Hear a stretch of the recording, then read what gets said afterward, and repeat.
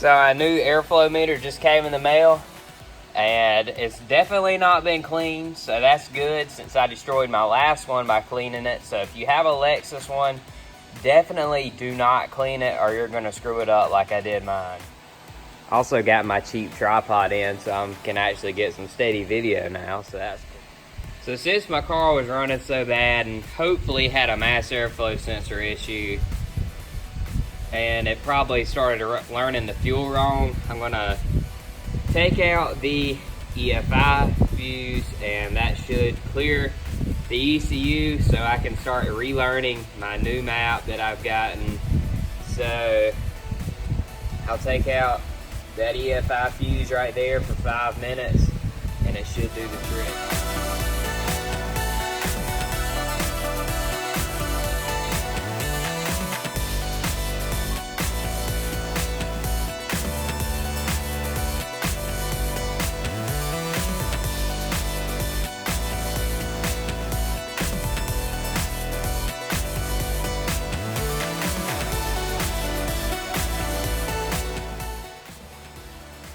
Replacing your mass airflow sensor is very straightforward. You just got 3 Phillips head screws here and this whole thing pulls out. So we'll hop into that and it should be really easy.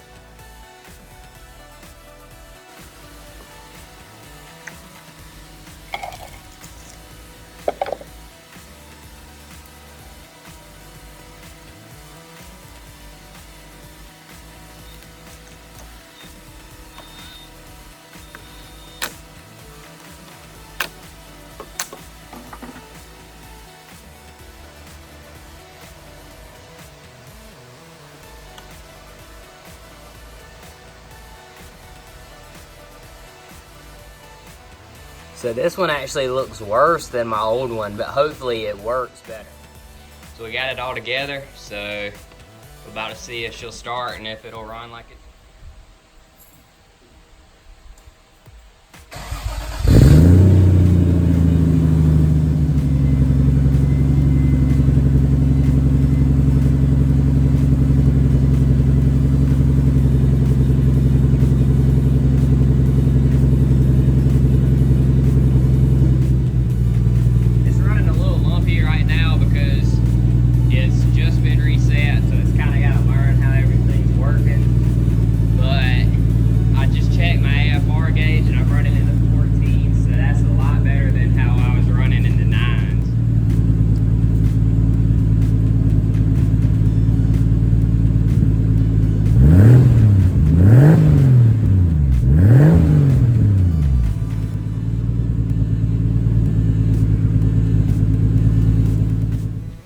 I really can't believe that the thing's actually fixed.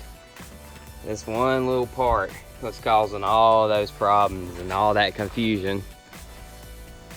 This is actually a really exciting time for me because when I had this car 2 years ago, I really wanted a turbo engine and I really wanted coilovers, and at the time I just didn't have the money to actually pay for that kind of. Luckily, somehow I was actually able to buy my old car back after selling it and get a turbo Supra to use for parts that actually had everything I ever wanted to do to this car.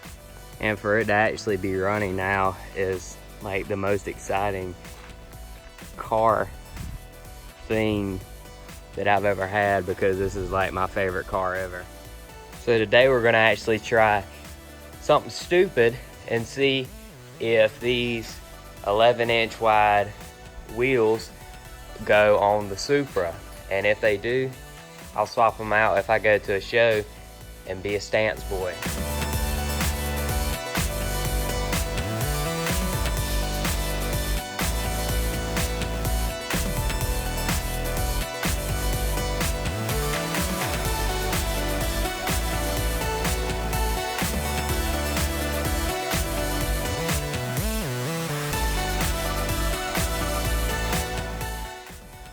here it is. Somehow the offset's actually somewhat right,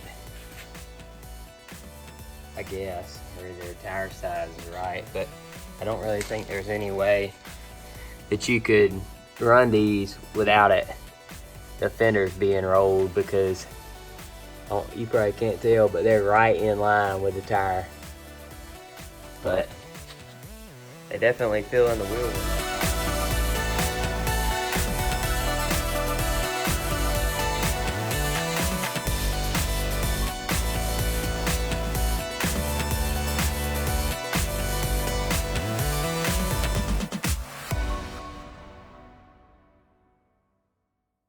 Now that it's all fixed, it's actually going to be probably less videos coming out because I won't have as much to actually do to it. But a couple things I do want to do. I do want to get it painted. I want to get the windows tinted, which I'll pay someone to do that. And I haven't decided if I'm going to paint it myself or not yet. It'll need tires for sure, which obviously I'll pay somebody to do that, and I'll get alignment at the time I do that too.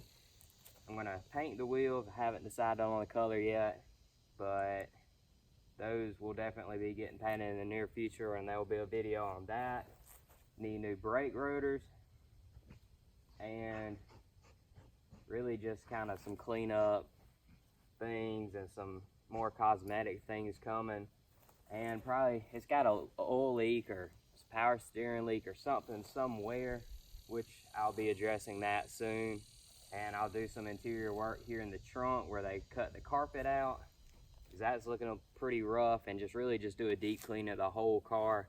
But we'll definitely see where we go with this, and hopefully we can make it a pretty good looking car and a pretty good running car, and have one of the best Supras here on the internet is the goal, because not a lot of people give these Supras right here a lot of love, but we're gonna definitely try and change that, because they're great cars and they're one of the best kept secrets in Japanese cars to me, and I think other people who have these would agree as well. So if you want to see more, definitely subscribe. If you want to learn something new about the car, or if you have a question, comment. If you just want to say hi, comment. If you like the video, give it a thumbs up, and again, subscribe. Thanks.